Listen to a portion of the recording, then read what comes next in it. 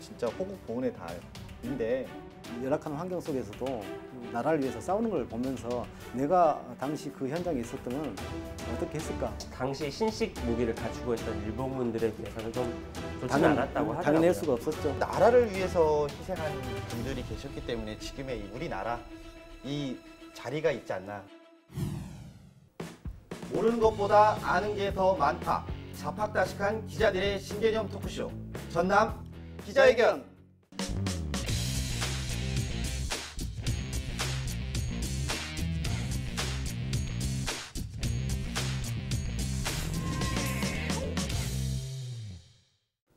네, 제가 또 다시 왔습니다. 뭐 지난 한 주들 다들 어떻게 지내셨나요?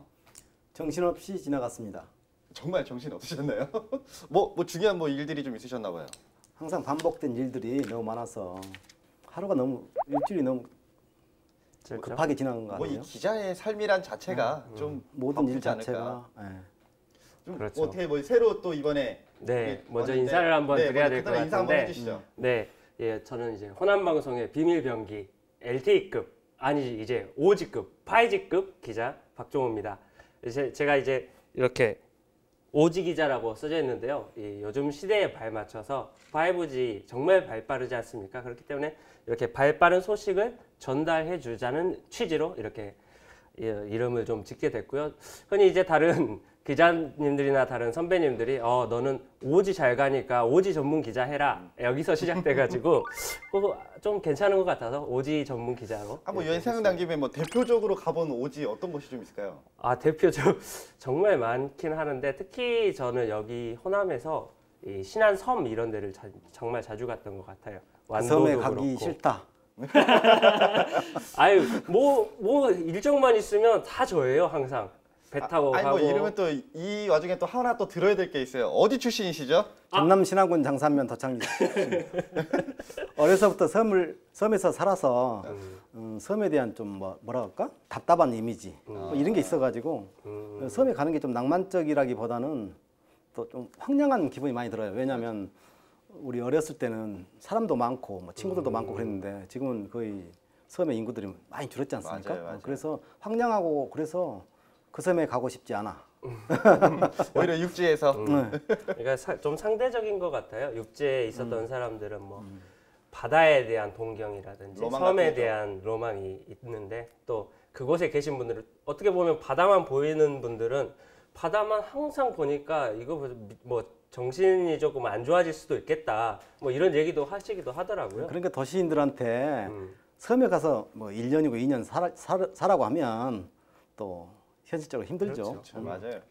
로망만 갖고 있을 뿐이에요. 그러니까 사실 좋은 것도 내가 가지고 있으면 사실 못 느끼는 것 같아요. 그러니까는 가끔씩 느껴야 저게 정말 좋구나라는 것도 아닌 것 같고, 그러니까 어떻게 보면 내 주위에 있는 것들이 가장 소중한 것들인데 이런 것들 한번 좀 이렇게 이 시기에 좀 되돌아볼 수 있는 솔직히 코로나 때문에 어디 밖에 나가지도 사실 못 하잖아요. 그렇죠. 그러다 보니까 이럴 때일수록 한 번 더 좀 내 뒤도 좀 돌아보고 우리 가족들은 잘 있는지 좀 이런 시간이 좀 되면 좋지 않을까 한번 해봅니다.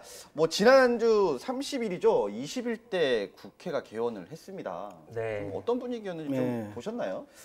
역사적으로 굉장히 중요한 시기죠. 왜냐하면 역사상 처음으로 어떻게 보면 집권 여당이 200석 가까운 177석이라는 개헌만 빼놓고 다 할 수 있는 의석을 확보를 했죠. 그래서 문재인 대통령의 임기가 이제 2년 남았지만 역대 대통령 사상 처음으로 어떻게 보면 레임덕이 없는 대통령. 그래서 촛불혁명을 통해서 구현된 국민들의 열망, 개혁에 대한 의지와 열망들이 그리고 국회에서 법과 제도의 손질을 통해서 완성할 수 있는 그런 역사적 계기를 마련했지 않냐, 이렇게 좀 생각이 듭니다. 그러니까 사실 지난 20대 국회에 대해서 우리 국민들에 대한 좀 실망감이 좀 많이 컸다라고 좀 보여지는데 그만큼 이제 이번 21대 국회에 거는 기대도 좀 크지 않을까 생각이 좀 듭니다. 두 기자님들 이번 당선되신 분들 아니면 또 지금 국회에 좀 바라시는 것들 좀 있을까요? 일하는 국회를 만들자. 그러니까 국민들이 가장 불신하고 어떻게 보면 비판의 대상인 데가 지금 여의도 정치거든요. 항상 이게 대립하고 갈등하고 이러다 보니까 거기에 대해서 국민들이 굉장히 어떻게 보면 신물이 났고 그랬어요. 그래서 일하는 국회를 위해서 그런 걸 21대 국회에서는 분명히 보여줘야 할 것이다. 이렇게 좀 판단이 됩니다. 좀 네. 어떻게 보고 계신가요? 저도 뭐 비슷하다고 볼 수 있을 것 같은데 지금까지 국회의원들이 뭐 공약을 내걸고 지키겠다 하고 뭐 10년 이상 해오신 분들도 많은데 특히 이번 전남은 좀 초선 의원들이 많잖아요. 그것에 대해서 좀 뭐 우려의 시선도 있지만 또 저는 이제 개인적으로는 장점도 많이 있다고 보거든요. 어떻게 보면은 그동안 뭐 솔라시도 개발 사업이라든지 전남의 전남과 부산을 잇는 뭐 철도 연장 사업 등 정말 한다고만 해놓고 언제 하지 하다가 계속 표류하고 있는 사업들이 정말 많거든요. 전라남도에 특히. 그래서 이런 사업들이 이제는 좀 어떻게 문재인 정부와 발 맞춰서 좀 탄력을 받아가지고 좀 더 어떤 사업들이 좀 더 진정되는 분위기가 조성되지 않을까 하는 저의 개인적인 일만의 희망을 좀 걸어보고 있습니다. 저는 뭐 이거 조금 뭐 다른 얘기일 수도 있는데 다들 어떻게 보면 이제 우리 전남 같은 경우는 다들 신입생들이잖아요. 그렇죠. 원래 이게 뭐 대학도 처음에 올라가고 뭐 고등학교 처음 입학하고 하면 그 첫 마음가짐이 난 되게 열심히 할 거야.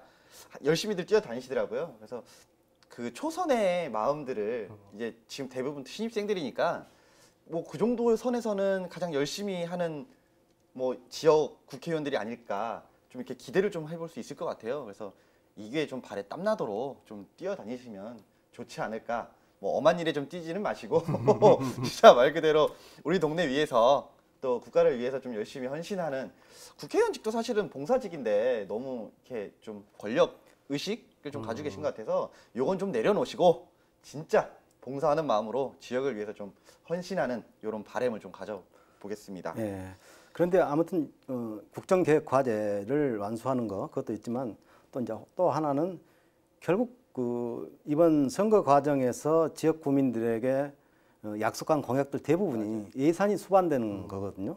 국가 예산이 있어야지만이 공약이 이행될 수 있는 그런 공약들이 많은데 이번 코로나 어떻게 보면 이 대재난으로 국가 예산들이 뭐 굉장히 많이 지출이 됐어요. 그래서 지자체도 마찬가지 아마 상황이 될 거예요. 뭐 예비비나 이런 게 많이 지출이 돼서 내년부터 굉장히 국가 재정이나 지자체도 굉장히 예산을 운용하는 데 있어서 쉽지 않을 것이다. 또 그런 전망도 됩니다. 그런 과정에서 결국 이게 공약들은 이행해야 되고 그래서 실제 당선된 국회의원들의 그 고민도 적지 않을 것이다.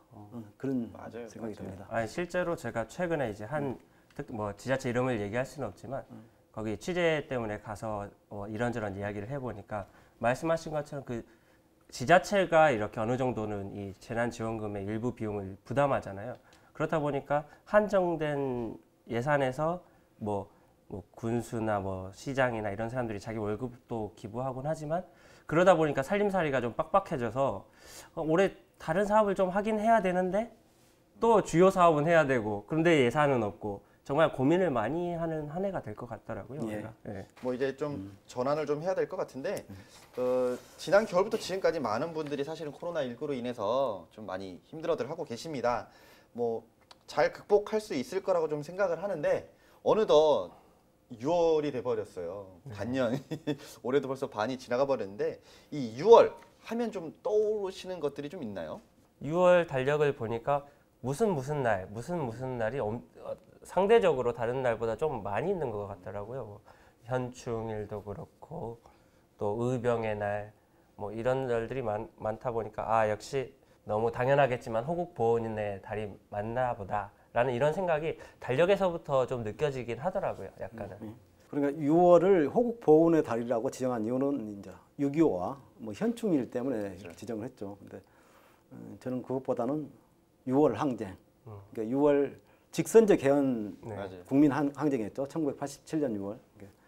87년 체제라고 하죠. 그러니까 87년 세대인데 그게 먼저 생각나요. 그리고 이제 어렸을 때 아무래도 정 기자님 제가 그 딱 세대는- 87년 생이어가지고 저는 그 시대를 잘 모르다 보니까 그런 기억은 잘 없는 것 같아요. 그러니까 사실 뭐 이제 뭐 예전에 뭐 유신이다 뭐다 하면서 뭐 몇 공화국 뭐 이런 얘기들이 사실 많아졌는데 요즘에는 그런 내용들을 사실은 모르는 친구들도 굉장히 많은 것 같아요. 그렇죠. 예. 그러니까 87년 이전에는 대통령을 직접 선출을 하지 못했죠. 그래서 간선제였죠. 그렇죠. 그때만 해도. 체육관에서 대통령을 뽑았죠. 그러니까 뭐 시대가 그만큼 또 변하기도 했었고 또 심지어 이제 한국 전쟁이 일어난 지도 벌써 70년이라는 세월이 흘렀습니다. 예. 그러니까 그만큼 뭐 우리나라도 많이 발전도 했고 변화도 분명히 있었을 텐데 말 그대로 나라를 위해서 희생한 분들이 계셨기 때문에 지금의 이 우리나라 이 자리가 있지 않나. 뭐 우리조차도 사실 이 자리에 앉아서 이런 얘기를 할 수 있는 게 이런 분들이 계셨기 때문에 하지 않나 생각이 좀 드는데 오늘은 이와 관련된 이야기를 좀 했으면 좋겠습니다. 관련된 이야기 영상으로 먼저 확인하시죠.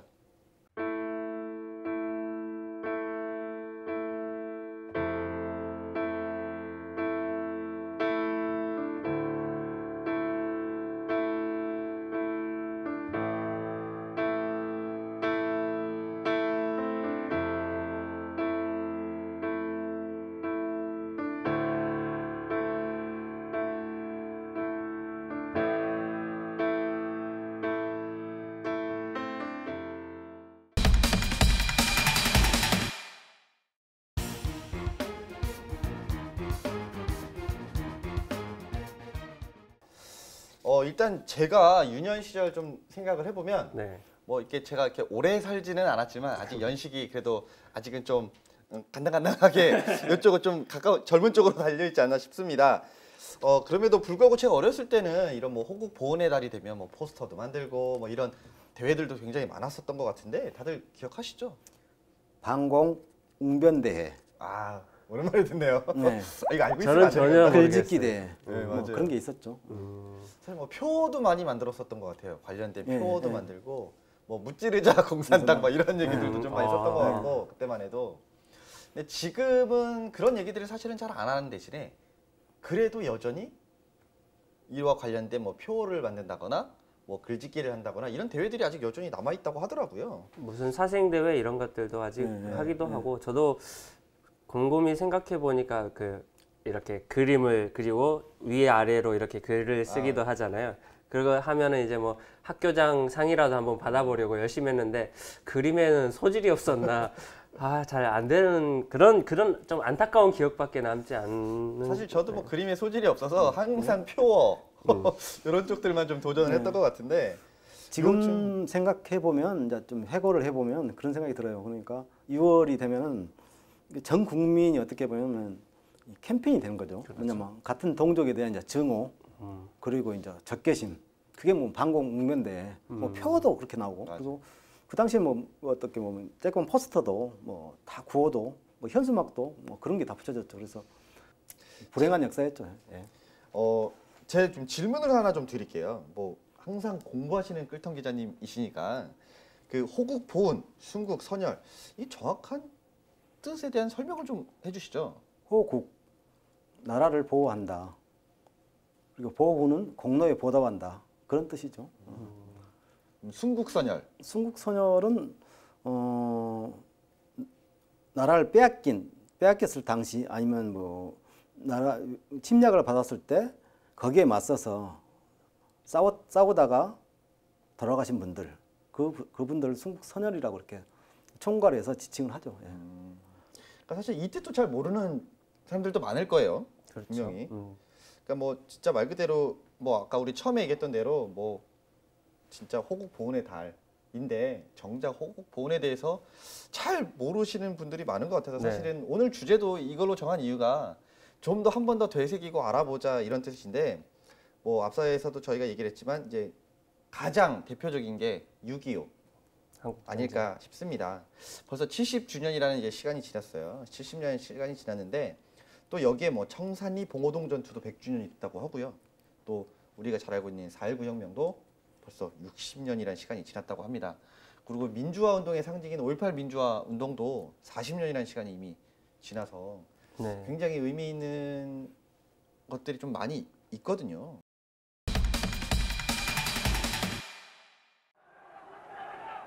(1980년 5월 18일) 학생들이 전남대 정문으로 집결합니다. 전남대에 주둔한 계엄군은 학생들의 해산을 종용했고 이 과정에서 첫 충돌이 발생했습니다. 계엄군의 진압을 피해 도심으로 진출한 학생들은 시민들에게 계엄 확대와 계엄군이 자행한 만행을 알렸습니다. 이미 도심은 전쟁터로 변했고 계엄군에 맞선 시민과 학생들의 피해는 더욱 커져갔습니다. 당시 확인된 피해자만도 사망 218명을 비롯해 상이자 5,088명 등 7,200여 명에 이릅니다. 그리고 40년이라는 시간이 흘렀습니다. 하지만 사람들의 머릿속에는 광주란 이름만 또렷하게 기억되고 있습니다. 광주에 집중돼 있던 5.18 기념 사업이 전남 지역에서도 열리게 됐습니다. 전남 5.18 민중항쟁 40주년 기념 행사위원회가 전남의 5.18을 연구 기념하고 정신을 계승하는 사업 체계를 갖추겠다고 밝혔습니다. 특히 그동안 왜곡과 폄훼로 시달렸던 5.18 역사에 대해 처벌법 제정의 목소리를 높였습니다. 그런 행동들을 하지 않도록 법 개정을 하겠다 약속을 했습니다. 21개는 하겠다라고 하는 약속을 지켜주시도록. 사실 뭐 이런 항쟁들을 통해서 사실은 뭐 굉장히 우리가 배워야 될 점들도 분명히 많을 텐데 또 중요한 거는 이분들에 대한 처우도 중요하지 않을까. 사실은 헌신하신 분들인데 가장 가까운 예로 사실 전남에서는 이제 5.18 유공자에게 지급되는 생계 지원비에 대한 조례도 좀 개정이 됐고 뭐 사실 명예수당이라고는 하지만 뭐 어떻게 보면 이제 5.18 유공자 모두에게 또 수당을 적게라도 이렇게 돌릴 수 있는 이런 조례까지 다 만들어졌어요. 뭐 이런 부분들 좀 많이 필요할 것 같은데. 예, 그렇습니다. 그러니까 독립유공자들에게는 독립유공자의 애우에 관한 법률이 있고 5.18도 관련이 있죠. 그리고 우리 보통 이제 호국 포원 해가지고 국가에서 어느 정도 보상을 해주고 지급을 좀 도와주고 있는 부분은 여러 가지 뭐 예를 들자면 뭐 재해를 입어가지고 사망했던 군경들, 뭐 전쟁이라든가 이런 임무 수행 중에 사망했던 군경들부터 해가지고 다 국가적인 차원에서 제도가 있죠. 근데 그 5.18 관련해서는 여러 가지 보상을 지급하고 있지만 이게 좀 미흡해서 이번에 전남도의에서 또 조례를 좀 개정을 해서 좀 범위를 확대하고 그런 것 같습니다. 사실 뭐 어떻게 보면 이분들에 대한 처우 개선이라든가 이런 것들이 분명히 필요한 부분일 텐데 사실 뭐 참 안타까운 일들이죠. 이게 우리 나라를 위해서 어쨌든 크게 보면 나라를 위해 희생하신 분들인데 이분들에 대한 처우가 지금이라도 개선되지 않는다면 혹시라도 앞으로 우리나라에 이런 일이 발생하면 안 되겠지만 혹시라도 나라를 위해 뭔가 내 스스로가 희생해야 될 일이 발생했을 때 누가 나서서 할 것인가 이런 문제도 좀 대두될 것 같아요. 그래서 지금이라도 우리 전남이라도 이 분들에 대한 어떤 처우를 조금 더 신경 써주는 게 좀 필요하다고 생각합니다. 저는. 뭐 이제 아까 그 우리 오지 기자, 5G 박종호 기자가 그 얘기를 했었어요. 달력을 보니까 뭐 관련된 그런 날들이 많이 있더라. 근데 진짜로 6월 시작과 함께 있는 날이 6월 1일이 의병의 날이라고 하더라고요. 네. 또 네. 의병하면 또 우리나라에서 빼놓을 수 없는 다양한 일들이 굉장히 많았잖아요. 사실 뭐 흔히 말해서 뭐 젊은 세대들이 나오는 영화들도 보면 뭐 사실 보는 영화들 보면 다 의병과 관련된 영화들도 그렇죠. 굉장히 많았어요. 네. 정규 군이 아닌 민병 조직이라고 해야죠. 그렇죠. 의병은. 네. 그래서 이게 보니까 제가 좀 찾아보니까 딱 10년 전이죠. 지난 2010년 5월에 이렇게 의병의 날이라고 6월 1일을 지정을 했는데 일단은 뭐 허국 보훈의 달이기도 하고 꼭 필요한 날이라고는 생각하는데 이게 그냥 단순히 6월 1일 달력에만 이렇게 의병의 날 하고 써져 있다는 게 조금 아쉽기는 하더라고요. 뭔가 단재 신채호 선생님이 그렇게 얘기를 했어요. 역사를 잊은 민족에게 미래가 없다. 그러니까 사실 어떻게 보면 이게 우리 젊은 세대들의 문제는 아닌 것 같아요. 그러니까는 고질적으로 사실 당시에도 제가 어린 시절 학교를 다녔을 때 김좌진 장군에 대한 얘기들은 굉장히 많았어요. 근데 비해서 뭐 홍범도 장군이라든가 이분들은 상대적으로 거의 그냥 뭐 이름 한 줄 나올까 말까 아니면 아예 나오지 않는 얘기들도 많았고 그리고 이념적인 문제 때문에 그렇죠. 격화를 시켰죠. 예. 네. 그래서 많이 당시만 해도 아까 우리 앞서 얘기했던 그 이념 문제 때문에 사실 많이 가려져 있었어요. 이분들 외에도 사실 엄청 많거든요. 그렇죠. 이름 없는 네. 열사들, 뭐 소녀들이 많죠. 근데 그런 복원 작업들이 또 있어야 되고요. 사실 뭐 앞으로 우리의 숙제일 것 같은데 뭐 또 보니까 뭐 19세기 말 20세기 초 뭐 을사조약이 또 체결이 됐고 또 고종이 강제 퇴위를 당한 후에 의병 항쟁이 또 전국적으로 일어났어요. 근데 가장 큰 게 또 우리 호남 지역에서 일어난 항쟁이지 않을까 하는데요. 좀 얘기 좀 해주시죠. 예, 그러니까 1910년 한일 합방 전에 1905년에 을사조약, 어떻게 보면 합방을 전제로 한 그 조약이 있었지 않습니까? 그 이후로 의병들의 활동이 굉장히 많은 것으로 그렇게 기록이 나와 있습니다. 그래서 1907년부터 1909년 사이에 남한 대토벌 작전이 있었다.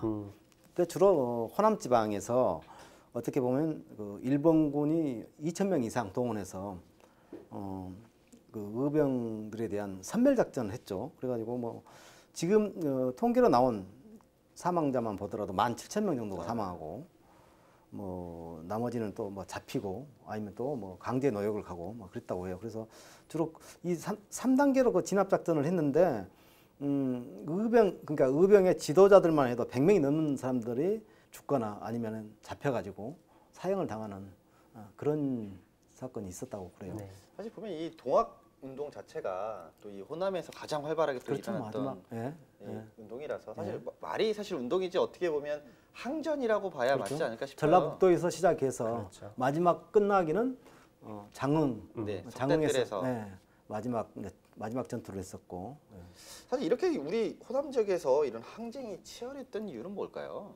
우리 전라도가 예전부터 정말 곡창지대였잖아요. 그리고 정말 많은 인구가 살았던 곳이기도 하고 주식이 쌀이다 보니까 정말 우리나라 중에서도 전라도가 쌀 생산지가 가장 많은, 그렇기 때문에 가장 과거에는 정말 중요한 곳이었기도 한데 이런 곳에서 자꾸 뭐 수탈이라든지 약탈이라든지 이런 게 좀 이어지기도 하고, 그런 와중에 완도나 뭐 강진 이런 것은 또 과거에 유배지였던 곳이기도 하거든요. 그렇다 보니까 어떤 사람들이 상대적으로는 핍박받고 뭔가 억울한 마음이 좀 있을 수도 있을 것 같고, 그런 어떤 것들이 기질에 좀 연계되지 않았나 이런 생각이 좀 들더라고요.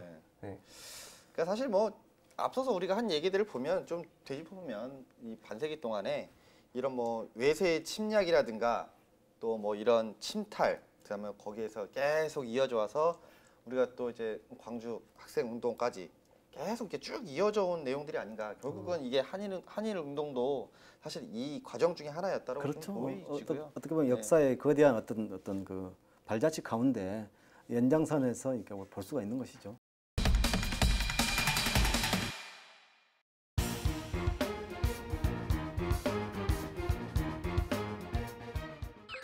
자, 그러면 지금부터 우리가 호남 의병 항쟁의 원인 그리고 그 의의가 무엇인지 좀 알아보도록 하겠습니다. 호남 의병 항쟁 어떻게 해서 좀 일어난 거죠? 참별초도 의병으로 볼 수 있고, 그 전부터 뭐 임진왜란, 병자호란 이렇게 정말 많은 의병의 역사들이 있는데, 오늘 우리가 이야기해 보아야 될 거는 1907년쯤을 기준으로 해서 후기 의병 뭐 시대라고 이렇게 불리더라고요. 그래서 그 당시에 이제 우리나라가 일본에 이렇게 좀 안 좋게 침탈당하게 되면서 왜 우리가 이 사람들한테 이렇게 지배를 당해야 하는가, 어떤 이런 마음에 이제 의병 활동이 시작됐다고 볼 수 있겠는데요. 네.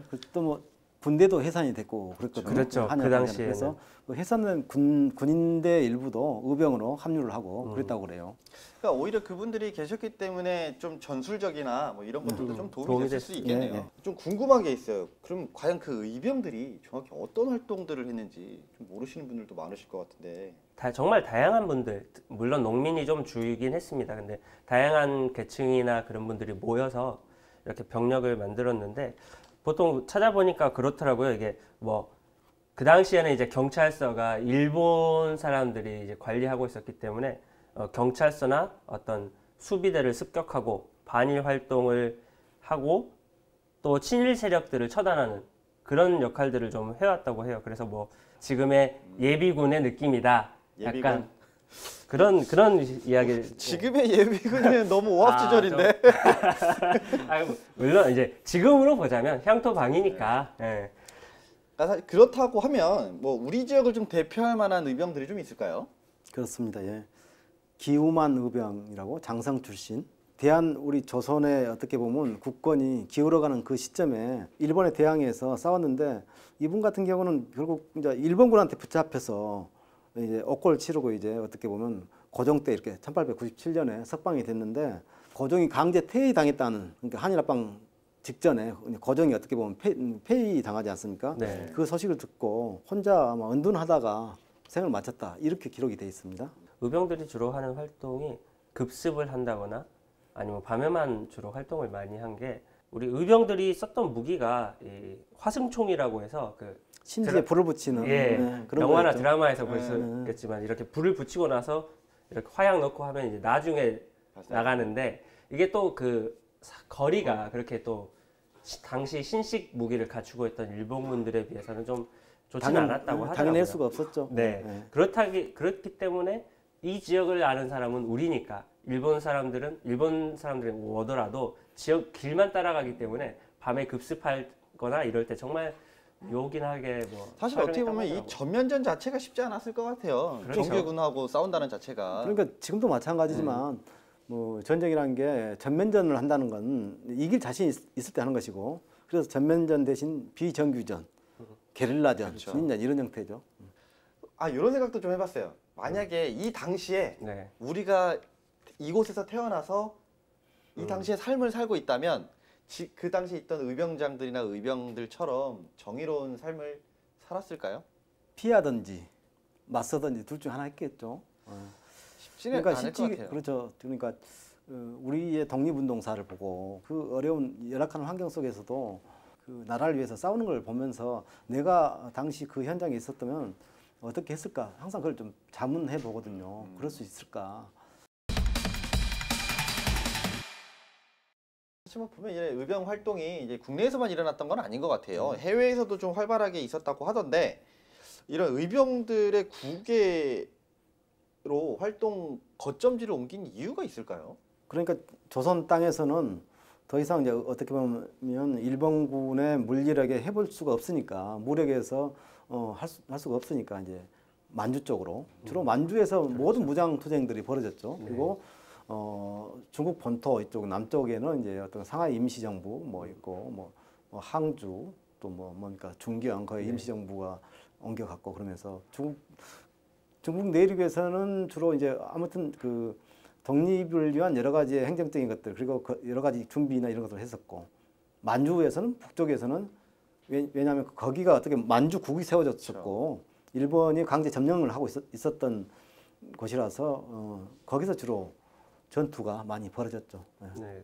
또 이런 생각도 해볼 수 있을 것 같아요. 청일전쟁 당시 이제 청일전쟁 시기였잖아요. 그래서 우리나라 쪽에서는 좀 힘든데 이 말씀하신 만주 쪽은 약간 청나라와 좀 인접해 있는 곳이다 보니까 위급하면 청나라 쪽으로 이렇게 숨어서 조금 그럴 수도 이 있었죠. 병력을 좀 우리가 회복도 좀 하고 왜냐면은 어쨌든 청나라와 일본 둘이 싸우고 있는 상황이니까 그런 것도 좀 있지 않았을까 좀 생각이 드네요. 1894년에 동학농민혁명이 있었지 네. 않습니까? 이 운동을 진압하기 위해서 일본군하고 예, 청나라군이 들어오죠. 그렇죠. 그래서 이들이 이 동학농민군들 다 진압하고 나서 철수를 하지 않는 거예요. 네, 그래가지고 충남 서산에서 네. 일본군이 청나라군을 공격하죠. 음. 그래서 이 청일 전쟁의 시발점이었죠. 본 전장터는 이 조선이라는 땅에서 다 벌어졌어요, 사실. 그리고 이제 해전이 일부 이제 산동성 일대에서 네. 있었고, 사실 그 전장터로 잿더미가 된 데는 청일 전쟁으로 잿더미가 된 데는 결국 조선 땅이었죠. 피해는 다 네, 우리나라에서. 그렇죠. 그러니까 사실 이렇게 보면 이제 저도 인천에서 오래 살았기 때문에 차이나타운이 있잖아요. 네. 근데 그 지역이 참 웃긴 지역인 것 같아요. 그러니까는 딱 그 지역이 반으로 갈려요. 항구 쪽이랑 좀 가깝고 잘 사는 쪽은 일본 조개지였고, 그리고 좀 못 살고 좀 이렇게 뭐 산 쪽으로 좀 가는 쪽은 청나라 조개지였어요. 청조개지. 그러니까 당시에 중국 본토에서 오신 분들이 거기에 자리를 잡고 있었던 건데 어떻게 보면 지금의 이 차이나타운 자체가 뭐 굉장히 유래가 일제시대 때까지 넘어가야 되지 않나. 근데 그 당시의 상황을 보면 항만을 끼고 있는 지역에 일본인들은 수탈해온 뭐 물건이나 뭐들을 다 보내줘야 될 거 아니에요. 그것들을 이제 항만이 있어야 쉽게 이동을 할 수 있을 거고 그렇죠. 또 청나라 사람들 나름대로 우리나라 사람들의 뭐 흔히 말하는 뭐 좀 침탈을 한다든가 나름 나쁜 짓들은 다 둘이서 하고 갔던 것 같아요. 그러니까 정작 우리는 보호를 받지 못했던. 근데 그렇기 때문에 오히려 더 국내에서의 있는 그런 뭐 의병 활동이 국외로 넘어가서 차라리 뭐 청도 근처에 있겠고 일본도 있겠지만 드넓은 땅에서 사실은 어떻게 보면 좀 더 자유스러울 수 있거든요. 그러니까 어떻게 보면 이제 그 감시망이라고 할까? 네. 좀 피할 수도 있을 거고 그렇기 때문에 또 넘어간 게 아닐까. 그런 것도 있었고 그러니까 한일 합방 이전에 일본에서 실질적으로 우리의 국권이 이제 약화됐을 때 일본에서 자꾸 만주로 이렇게 이주를 많이 시켰어요, 사실 조선인들. 네. 그래서 지금의 조선족의 선조들이 만주로 이주했던 조선인들의 후손들이죠, 그렇죠. 조선족들이. 예. 그러니까 옛날에 두 가지였던 것 같아요. 옛날에 이제 고려인들이라고 하죠. 예. 고려인들이 사실은 이전을 하셨던 한 번의 경험이 있었고 또 이후에도 사실 어떻게 보면 나라를 뺏기고 심지어 내 땅에서조차 살 수 없게끔 참 어떻게 보면 그분들도 안타까워요. 사실 그분들도 어떻게 보면 거기서 의병 활동들을 하셨고 같이 좀 나라를 다시 재건하기 위해서 노력하신 분들이실 텐데 뭐 아직까지 못 돌아오고 계시니까 네. 그래서 제가 좀 드리고 싶은 말씀이 있는데 이런 뭐 구국충원을 기리는 뭐 역사, 뭐 정립, 기억을 하기 위한 노력 분명히 필요하거든요. 발굴과 조사, 연구가 그렇게 제대로 됐다고는 볼 수가 없는 것 같아요. 뭐 관련 자료들 좀 보고 관련 보도 기사들이나 이런 걸 보니까 이게 체계화되고 굉장히 면밀하고 치밀하게 조사된 바는 없는 것 같다. 그런 좀 느낌이 들었어요. 네, 저도 좀 이런 부분들을 좀 찾아봤는데 이게 참 상대적이라는 게 참 아쉬운 말인데 호남 의병과 관련해서 호남 지역은 방금 말씀해 주신 것처럼 어떤 좀 체계화도 덜 돼 있고 자료 수집이라든지 고증, 복원 이런 것들이 좀 미흡한데 상대적으로 다른 지자체는 활발하게 좀 되고 있는 데도 있더라고요. 그래서 그러면 없나 정말 없나 하고 찾아봤더니 장성군이 이 호남 의병 총사령부 유적지였던 이 석수암터라고 있다고 해요. 그래서 이곳에 대한 발굴 조사를 이제 올해부터 시작을 했고 또 올해 전라남 도에서 이 선양 사업, 호남 의병에 대한 선양 사업에 대한 지원 조례안이 이번에 최근에 이제 통과가 됐습니다.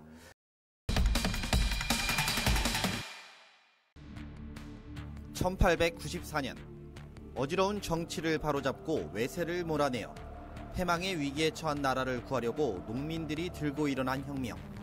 바로 동학농민혁명입니다. 특히 장흥 석대들은 정읍 황토현과 장성 황룡촌, 공주 의금치와 더불어 동학혁명 4대 전적지로 꼽히고 있습니다. 동학농민혁명의 4대 전투 중에 마지막 전투, 최후의 전투를 벌였던 격전지가 장흥에 있습니다. 바로 장흥 석대들 전투가 되겠습니다. 장흥 석대들 전투는 이방원 장군이 이끄는 농민군 3만여 명이 참전했으나 수성군과 일본군의 신식무기에 밀려 농민군 2천여 명이 전사한 최대 전적지입니다. 특히 동학농민전쟁의 전체적 현황을 파악하는 데 중요한 유적이기도 합니다. 장흥군은 이를 바탕으로 성역화 사업을 시작하기로 했습니다. 동학농민혁명 기념관을 중심으로 석대들 전투가 진행됐던 장흥읍 남해리 일대를 의향의 고장으로 만들겠다는 것. 그 역사적 가치를 인정받아 2009년 5월에 국가사적 제498호로 지정되었습니다. 향후 각종 공모사업 추진을 통하여 의향 장흥에 걸맞는 역사체험 교육의장으로 바꿔나가겠습니다. 사실 뭐 지금 뭐 장흥 같은 경우도 이제 동학농민 최후 격전지로 이제 석대들이 그렇죠. 있는데 그렇죠. 사실 어떻게 보면 거기에 뭐 이렇게 뭐 기념탑도 있고 뭐 관련된 이런 유적 박물관도 만들어놨는데 실제 그 동네를 가면 정말 여기서 그런 전투가 있었을까 할 정도로 사실은 모르겠어요. 봐도 실감이 나지 않는다. 네. 근데 뭐 거기도 이제 뭐 아까 이제 뭐 장성에서 지금 올해부터 이제 움직이듯이 장흥도 같은 장으로 시작하네요.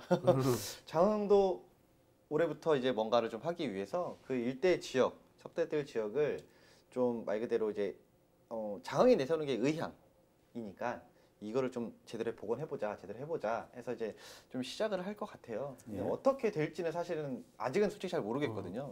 뭐 이런 뭐 역사적인 유적지들 잘 보존하고 해야 되는 게 우리의 좀 숙제가 아닐까라는 생각이 좀 드네요. 그러죠. 후손들에 대한 어떻게 보면 그 역사 현장에 대한 상교육장이 그런 걸 복원해 놓고 눈으로 목격할 수 있도록 하는 게 가장 큰 역사 교육이죠. 네. 그리고 그런 역사를 잊지 말아야지 또 미래를 살면서 과거를 가지고 결국 우리가 과거의 연장선 안에 현재가 있고 이 현재 그렇죠. 연장에 미래가 있거든요. 그래서 역사를 복원하고 그런 게 굉장히 중요한 것 같아요. 네. 그러니까 보면 저는 뭐 맨날 이제 관광이다, 네. 뭐 지역에서 뭐를 해서 돈을 벌어야 된다, 뭐 지역 경제를 살려야 된다 이렇게 얘기를 하지만 뭐 아까 초반에 우리 저 끌턴 기자님께서 얘기를 하셨죠. 역사를 잊은 민족에게 사실은 미래가 없거든요. 그러니까 제가 보기에는 호남의 미래는 역사를 제대로 정립하는 게 정립하고 복원하는 예, 거. 그게 앞으로 살아갈 수 있는 미래가 아닐까라는 생각이 들어요. 그 자체가 관광 사업도 될 수 있고요. 그렇죠. 지역 경제 활성화에도 도움이 될 수 있다라고 좀 보거든요. 그런데 우리는 정말 이 중요성을 아는데 지자체에서 해마다 연초나 아니면 지자체 단체장의 주요 공약이나 이런 걸 주요 사업들 같은 걸 살펴보면 이런 보건 사업, 연구 사업 이런 것들은 저 밑에 있거나 잘 안 해요. 예. 아예 없거나 네. 항상 그런 점들이 너무 아쉬워요. 이게 가서 한 대씩 때려줄까요, 좀?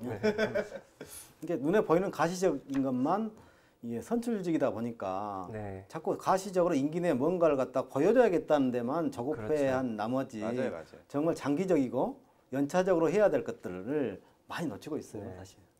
그러니까 사실 뭐 어떻게 보면 뭐 분명히 지역마다 역사와 관련된 사업들은 다들 가지고 있을 거예요. 그렇죠. 뭐 이제 자세히 이제 사업 내용들을 좀 살펴보면 뭐 예를 들면 문화예술과라든가 뭐 문화관광과라든가 이런 데 가보면 역사를 버리고서 관광 상품 개발하는 게 사실 쉽지가 않거든요. 그렇기 때문에 분명히 가지고는 있는데 이 사람들이 이거를 표면 위로 잘 올리지는 않아요. 올려도 되거든요, 사실. 우리 지역에 이런 역사가 있습니다. 네. 이런 역사를 통해서 지금의 이런 지자체가 있습니다라는 걸 알려도 될 텐데 난 왜 숨기는지 왜 이걸 겉으로 잘 안 드러내려고 하는지를 모르겠어요. 그것이 알고 싶다. 이게 저 갑자기 생각이 났는데 한 취재를 하다가 저도 비슷한 의문이 들어서 한번 뭐 담당자 주무관과 그런 이야기를 해봤던 것 같아요. 그래서 아니 이렇게 좋은 아이템 이게 관광 아이템 아니냐? 왜 이거를 개발시키지 않고 이대로 방치만 하고 있느냐? 했더니 이제 뭐 어디 지역이라고 말하기 좀 그렇지만 저한테 되돌아온 이야기가 요즘 사람들이 관심이 없다. 요즘 사람들이 좋아하는 트렌드가 아니다. 그래서 우리도 하고 싶지만 우리가 이걸 하기에는 여력이 없어서 우리는 다른 사업에 치중할 수밖에 없다라는 좀 안타까운 답변을 들어서 좀 아쉽더라고요. 선출직 지방자치 시대의 단점이라고 할 수 있겠죠. 그러니까 보여지는 맞아요. 것에 치중하고 인기와 장기적이고 좀 의미 있는 것들, 그 지역의 역사를 살리고 복원하고 또 어떻게 보면 정말 의미 있는 그 지역의 정체성을 이렇게 드러내 보이는 것이 역사의 복원이거든요. 그렇죠. 예. 그러니까 참 그분이 어떤 분인지는 대충 누군지는 알 것 같은데 참 안타까운 게 그거예요. 트렌드에 맞지 않다. 네. 근데 사실은 최근 트렌드는 역사거든요. 요즘에 또 특히 더 네. 이게 모르겠어요. 코로나19 여파로 인해서 사람들이 밖으로 자주 못 다니다 보니까 사람들이 여유라는 게 좀 생긴 것 같아요. 집안에서 뭐 우리나라 국민들 원체 똑똑하시기도 하지만 이 코로나19 여파로 더 똑똑해지신 것 같아요. 그래서 어느 지역에 어떤 역사가 있고 이런 것들을 찾는 분들도 계시더라고요. 그런 뭐 블로그에 일부러 띄워놓기도 하고 뭐 트위터나 이런 거 걸기도 하고요. 독서 판매량이 늘었다고 해요. 네. 그러니까 뭐 반증인 것 같아요. 내가 이걸 못하는 만큼 다른 걸 할 수 있는 시간은 또 생겨버린 거잖아요. 예. 지자체 입장에서는 오히려 솔직히 이게 기회일 텐데 결국은 트렌드는 돌고 돌고 돈다지만 그 안에는 항상 역사라는 것들은 빠진 적이 없었던 것 같거든요. 네, 오늘 나눈 이야기는 뭐 이쯤에서 좀 마무리하시죠. 네, 다음 주 이 시간에 또 이어서 계속해서 이야기 나눠보도록 하겠습니다. 다음에 또 불러주실 거죠? 나오실 건가요? 아, 불러주시면 나와야죠. 그럼 뭐 우리 오지 전문 기자니까 네. 또 저 우리 끌통 기자님과 함께 또 남자들끼리 한번 바람이 또- 잘 되는 것 같은데요? 그러면 끝나고 이건 좀 아니겠죠? 사회적 거리를 둬야 되니까 아, 아직은. 네네네. 네, 오늘 나눈 얘기들은 여기까지 좀 마무리를 짓도록 하겠습니다. 지금까지 전남 기자회견이었습니다. 다음 시간에 다시 만나요.